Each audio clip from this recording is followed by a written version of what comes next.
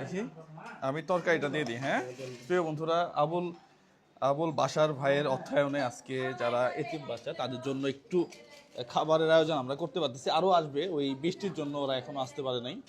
হ্যাঁ আসলে ওরা আসতেছে না, আসতেছে। আচ্ছা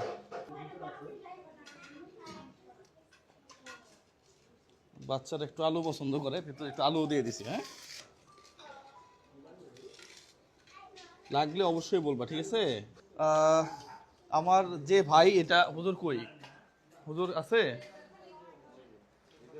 হ্যাঁ আচ্ছা, আমরা হুজুরকে দিয়ে দোয়া করাই দিব, তার জন্য জাস্ট দিল থেকে দোয়া করবেন আর কি।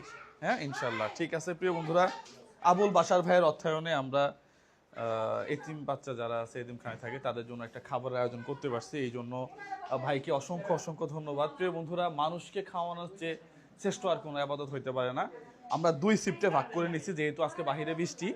হ্যাঁ 2 শিফটে আমাদের যতটুকু হয় আর কি। এরপরে আরেকটা শিফট আসবে, ওদেরকেও আমরা খাওয়াবো ইনশাল্লাহ।